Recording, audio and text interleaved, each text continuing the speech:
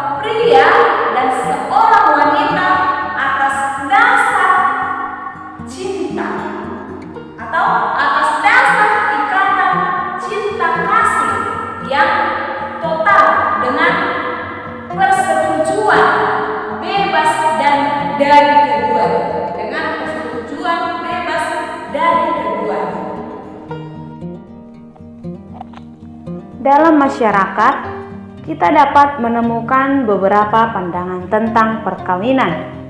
Yang pertama itu, ada orang yang memandang bahwa perkawinan sebagai kontrak atau perjanjian. Yang kedua, ada juga pandangan yang hanya menekankan perkawinan dari segi tujuannya hanya untuk mendapatkan anak atau keturunan, sehingga jika sulit mendapatkan keturunan, maka perkawinan dapat diceraikan. Yang ketiga, ada juga yang menghubungkan perkawinan sebagai usaha untuk memperoleh status, karya warisan, kekuasaan, dan sebagainya. Itulah beberapa pandangan masyarakat tentang perkawinan. Jadi anak-anak ibu, Ingat ya, dengan beberapa tadi pandangan masyarakat tentang perkawinan. Ada itu 3. Nah, sedangkan dalam gereja Katolik, sekarang kita lihat dari gereja Katolik ya nak. Dalam gereja Katolik, dasar perkawinan adalah cinta. Cinta di antara 2 orang laki-laki dan perempuan yang mengikat janji dalam sebuah perkawinan. Gereja Katolik memandang dan memahami bahwa hidup berkeluarga itu sungguh suci dan bernilai luhur, karena keluarga merupakan persekutuan hidup dan kasih suami istri yang mesra yang diadakan oleh Sang Pencipta dan dilakukan dengan hukum-hukumnya dan dibangun oleh janji pernikahan atau persetujuan pribadi yang tak dapat ditarik kembali. Anak-anak ibu, semoga kalian ingat ya yang ibu katakan tadi. Siswa-siswi ibu kelas 9, perkawinan itu disebut sakramen. Kenapa itu disebut dengan sakramen? Karena melambangkan hubungan antara Kristus dan gerejanya. Kata-kata ini juga tertera di ayat kitab suci. Nanti kamu baca ya, yaitu di kitab suci Efesus 5 ayat 22 sampai 33. Nanti bisa kamu buka kitab sucimu ya, atau di buku paketmu juga ada itu ya nak. Kamu baca nanti untuk menambah pengetahuan dalam dirimu. Nah, ini juga harus kita ingat bahwa tujuan perkawinan Kristiani adalah kesejahteraan suami dan istri sebagai pasangan, keturunan atau kelahiran anak, pendidikan anak, dan kesejahteraan masyarakat. Jadi, tidak memiliki keturunan bukan menjadi alasan untuk perceraian. Dalam perkawinan Katolik, ada beberapa ciri perkawinan Katolik, yaitu kamu juga harus ingat yang 3 ini ya nak, yaitu hanya antara pria dan wanita yang didasarkan atas kasih atau cinta. Jadi tidak ada perkawinan itu laki-laki dengan laki-laki, perempuan dengan perempuan ya. Yang pertama tadi hanya antara pria dan wanita yang didasarkan atas kasih atau cinta. Jadi tidak ada paksaan untuk menikah. Jadi harus ada yang namanya didasarkan atas kasih dan cinta. Yang kedua, monogami. Monogami itu maksudnya itu satu pasangan. Jadi tidak boleh 2 pasangan, harus 1 pasanganmu. Jadi jangan nanti kalau kamu sudah besar, sudah waktunya untuk menikah, ada rencanamu untuk memiliki 5 pasangan. 5 pasangan atau 5 kalau laki-laki, 5 istrimu. Kalau perempuan 5 suamimu. Jadi hanya satu pasangan.